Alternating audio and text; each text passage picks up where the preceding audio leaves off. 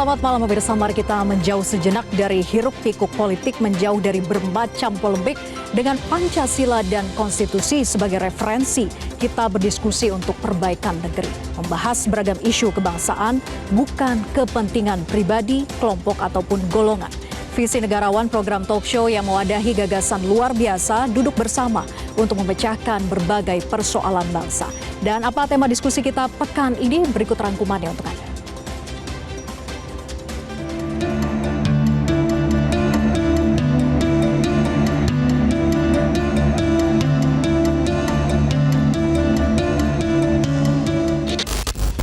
Terkuaknya skandal pelanggaran etika berat Ketua Mahkamah Konstitusi meyakinkan rakyat bahwa penguasa tak ragu membengkokkan aturan untuk menjalankan politik dinasti.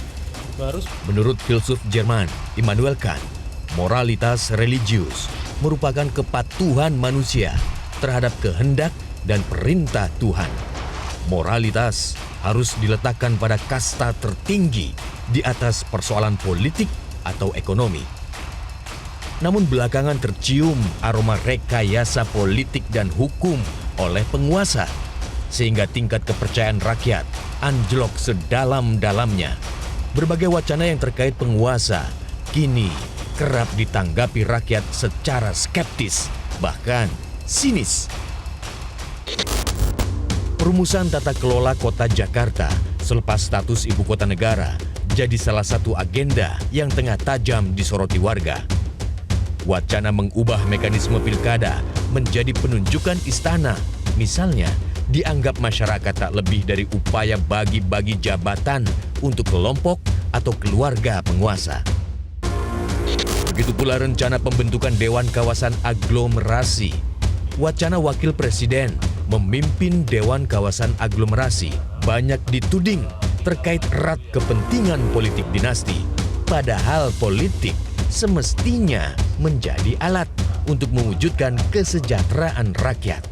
Janganlah politik itu dijadikan sebagai tunggangan atau kendaraan oleh pihak-pihak tertentu untuk sampai kepada kepentingan pribadi, baik yang sifatnya manfaat pribadi maupun maslahat pribadi atas nama politik. RUU DKJ berkontribusi terhadap nasib penduduk di 3 provinsi yang diproyeksikan berjumlah 100 juta jiwa pada momen 1 abad kemerdekaan bangsa ini. RUU DKJ semestinya memperkuat semangat desentralisasi yang merupakan salah satu amanat gerakan reformasi. Penguasa cenderung melakukan penyelewengan dan kekuasaan absolut dipastikan menyeleweng. Itulah dalil terkenal bangsawan Inggris, Lord Acton. Dan menurut catatan sejarah Indonesia, penguasa cenderung berhasrat untuk meluaskan jangkauan kekuasaannya. Apakah di balik pembahasan RUU DKJ terselip upaya pemusatan kekuasaan?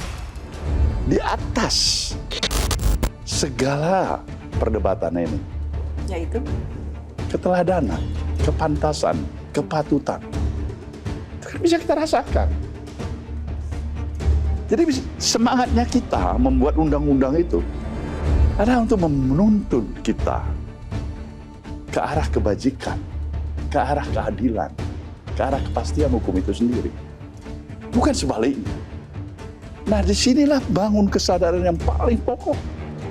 Disinilah sebenarnya para elit bangsa ini, berulang kali saya katakan, negeri kita ini memerlukan keteladanan para elit bangsa, para pemuka-pemuka bangsa, para pemimpin bangsa. Ketika ini tidak hadir, ketika public trust menjadi distrust, kita akan menghadapi konsekuensi yang barangkali sukar kita bayangkan hari ini. Pakar hukum tata negara Profesor Mahfud MD pernah menyatakan, hukum telah menjadi industri, putusan legal menjadi transaksional yang menguntungkan pemilik modal. Apakah proses legislasi juga telah dikuasai kepentingan oligarki?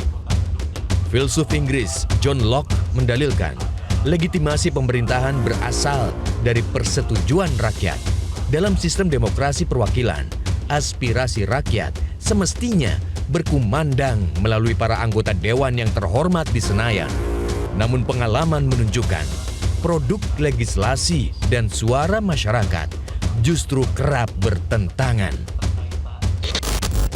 Almarhum Profesor Dr. Azumardi Azra pernah menulis, resentralisasi jadi fenomena pemerintahan paling menonjol dalam 1 dekade terakhir. Gelombang resentralisasi makin kuat pasca pemilu 2019 saat DPR dikuasai kekuatan politik pro-pemerintah. Suara publik dan masyarakat sipil pun dimarginalisasi.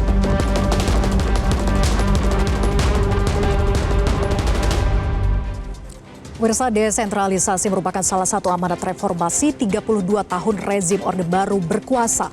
Campur tangan Jakarta terasa hingga seluruh sudut Nusantara. Padahal kompleksitas serta luas wilayah Indonesia membuat kewalahan istana. Ekonom dari Austria, Leopold Kohl, mendalilkan bahwa sesuatu yang salah biasanya karena terlalu besar. Birokrasi Orde Baru yang sentralistik terlalu besar sehingga tidak efektif dan juga tidak efisien.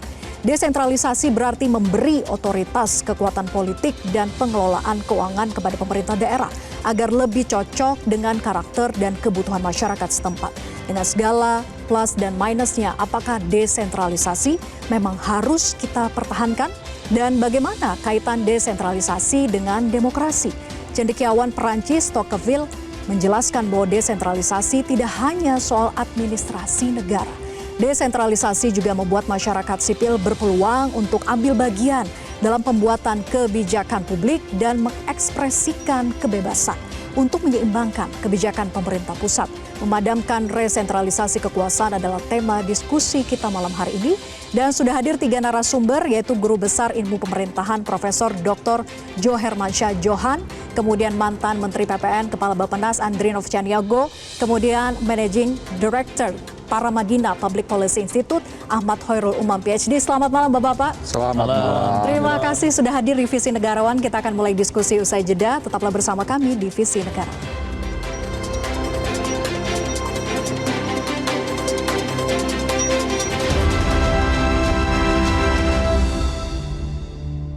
Jelajahi cara baru mendapatkan informasi. Download Metro TV Extend sekarang.